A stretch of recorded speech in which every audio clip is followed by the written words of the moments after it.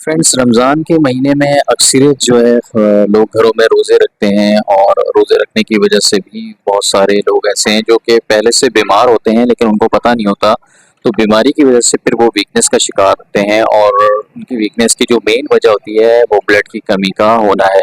तो ब्लड की कमी की वजह से उनकी तबीयत ख़राब होना शुरू हो जाती है। तो ऐसे पेशेंट को फिर रोज़ा रखने के लिए मना किया जाता है ताकि वो अपनी डाइट पे और अपनी मेडिसिन पे ख़ास ख़्याल रखें। तो ब्लड की कमी का जो पेशेंट है उसमें जो अलामात हैं उसमें यही है कि थकावट का होना और सांस का फूलना और चेहरा जो है उसका हाथ पैर चेहरा जो है वो वाइट होना और वाइट होने के बाद हल्के हल्के पीले पिलाहट की तरफ जाना शुरू हो जाता है। और ये जो आंखें होती हैं इन आंखों के जो नीचे हैं वो बिल्कुल वाइटनेस आ जाती है और जिससे ये पता चलता है कि ब्लड की बहुत ज़्यादा कमी हो रही है और ये बहुत ही सीरियस मामला है। इसके लिए फौरी इमरजेंसी तौर पर किसी अच्छे कंसल्टेंट से रब्ता करना चाहिए ताकि वो टेस्ट करवाए। टेस्ट करवाने के बाद तमाम रिपोर्ट्स आपके सामने आए और आप उस पर फौरी रिएक्शन करें और रिएक्शन करने के बाद अगर ब्लड की बोतल चढ़नी है तो ब्लड की बोतल चढ़ाएं, आयरन लगाएं और अगर नहीं तो फिर अपनी डाइट को कुछ इस तरीके से लेके चलें ताकि उसमें आयरन और मुख्तलिफ विटामिन हों, जैसे सेब का जूस, गाजर का जूस, चुकंदर का जूस, इस तरह की चीज़ें इस्तेमाल करें। खाने पीने का डाइट का बहुत ज़्यादा ख्याल रखें अपना, आप इन चीज़ों से बाहर आ सकते हैं क्योंकि ब्लड की कमी होना आप इसको छोटी बीमारी मत समझें, ये बहुत खतरनाक बीमारी जो कि जानलेवा भी है। ब्लड की कमी वालों को सुबह की जो ताज़ा हवा होती है उसमें लंबे लंबे सांस लेने चाहिए ताकि ऑक्सीजन ज़्यादा से ज़्यादा इनहेल करें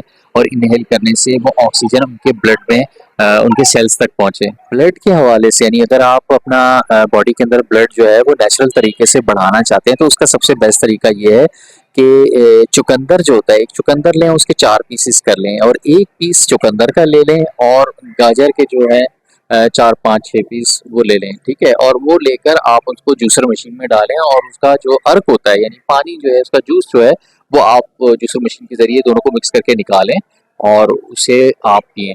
रोज़ाना बेसिस पे आप पिएँगे, देखें आप कितनी जल्दी यानी 15 से 20 दिन में, महीने के अंदर आपके अंदर ब्लड की बहुत तेज़ी से इम्प्रूवमेंट आएगी। और वैसे भी ये ऑक्सीडेशन वगैरह भी करता है, जिगर के लिए भी बहुत अच्छा होता है, जिगर की सफाई करता है और इसमें काफ़ी अच्छे-अच्छे विटामिन्स हैं। इसके अलावा सेब बहुत अच्छा एक ज़रिया है, सेब खाना, सेब का जूस पीना, प्लेटलेट्स भी बढ़ाता है, हीमोग्लोबिन भी बढ़ाता है, आयरन होता है इसके अंदर। बाकी जब आप अस्पताल जाएँगे तो अस्पताल जाने के बाद आपको एक अदद ब्लड की बोतल की ज़रूरत पड़ेगी। तो सबसे पहले पेशेंट का जो सैंपल होता है ना वो लिया जाता है, थोड़ा-सा ब्लड लिया जाएगा ताकि उसको ब्लड बैंक जाने के बाद उसको टेस्ट करेंगे, उसको चेक करेंगे और उसको आपस में मैच करते हैं। यानी अगर आपके पेशेंट का ग्रुप जो है बी पॉजिटिव है तो वो भी जो है उसके साथ मैच करेंगे कि बी पॉजिटिव ही आ रहा है। अगर दोनों बी पॉजिटिव सेम ग्रुप के हैं, सेम सेल्स हैं, तो फिर वो ओके करने के बाद आपके पेशेंट को वो ब्लड की बोतल चढ़ाने का की इजाज़त दें। ऐसी खवातीन जो ब्लड का टेस्ट करवाना चाहिए, तो वो टेस्ट करवाना चाहिए जिसमें उनका हीमोग्लोबिन का पता चले कि कितनी परसेंटेज है, क्योंकि नॉर्मली जो हीमोग्लोबिन होता है वो 12 तक होना चाहिए। तो अगर आपका हीमोग्लोबिन 6 आ रहा है तो इसका मतलब ये 12 से 6 पर आया यानी आधा हो चुका है और अगर 6 से भी कम है तो ये खतरे की अलामत है। यानी अगर 4 है, 5 है और 3 है, 3 तो बहुत ही खतरे की अलामत है, बिल्कुल रिस्क पे चल रहा है। तो आप जितनी जल्दी हो सकता है अपने फैमिली में जिसके साथ भी ये प्रॉब्लम है, जिसका भी ब्लड लेवल जो है वो 3.3 है, 3.5 है, 4 है यानी 6 से कम है, तो फौरी उनके लिए आप ये करें कि उनको अच्छे कंसल्टेंट डॉक्टर को दिखाएं और उनको जो है टेस्ट करवा के और उनको ब्लड की बोतल लाजमी चढ़ाएं। चाहे अगर डॉक्टर 1 सजेस्ट करे 1 चढ़ा दें, अगर 2 करते हैं 2 चढ़ा दें। कोशिश करें कि पहले 1 चढ़ा दें फिर बीच में थोड़ा सा गैप दें पेशेंट को ताकि वो खून जो है बॉडी में अच्छी तरह सर्कुलेट करे। कुछ पेशेंट ऐसे भी होते हैं कि जिनको ड्रिप लगती है और ड्रिप आधी हो जाती है या चौथाई हिस्सा रह जाता है तो उस दौरान शिवलिंग होना शुरू हो जाती है, यानी उनको पेशेंट को जो है सर्दी लगना शुरू हो जाती है।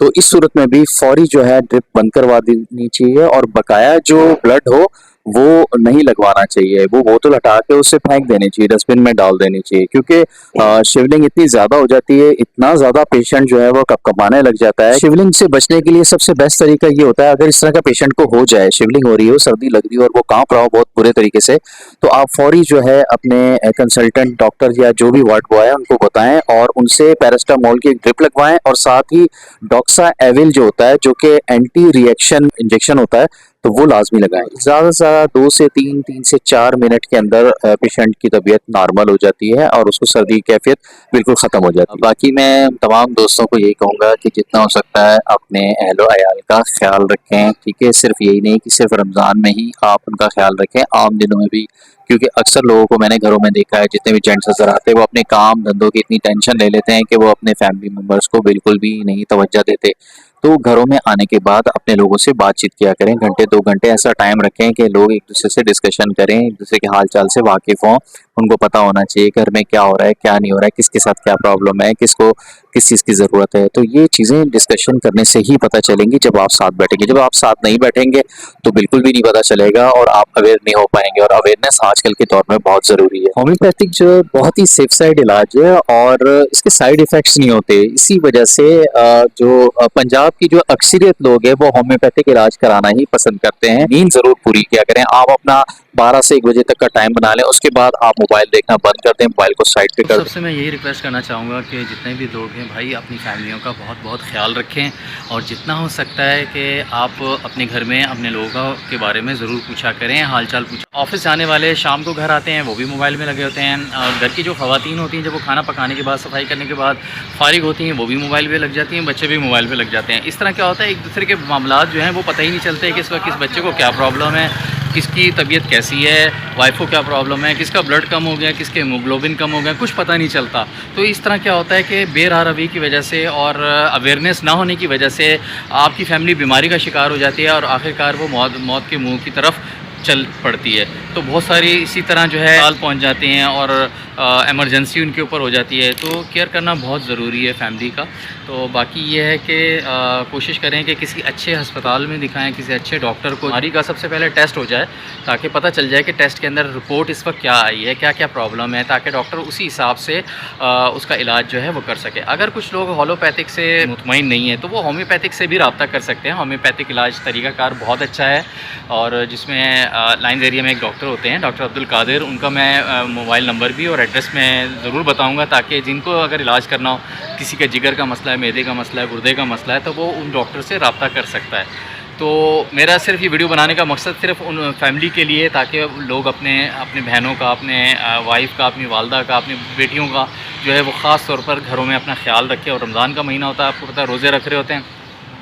रोज़े रखने की वजह से उनके अंदर वीकनेस आ जाती है, ब्लड की कमी हो जाती है। तो आपको पता है ख़वातीन के साथ तो वैसे ही बहुत सारे प्रॉब्लम होते हैं। तो भाई इनका बहुत ख्याल रखें जितना भी हो सकता है, ताकि वो किसी भी बीमारी या क्रिटिकल प्रॉब्लम में जाने से बच सकें। वो सारा जो है वो आपके ऊपर मुनहसर करता है कि आप उनको कितनी केयर देते हैं। तो फ्रेंड्स अभी हम अपनी वीडियो का इख्तिताम करते हैं और मिलते हैं नेक्स्ट वीडियो में। तब तक के लिए अपना ख्याल रखिएगा। अल्लाह हाफिज़।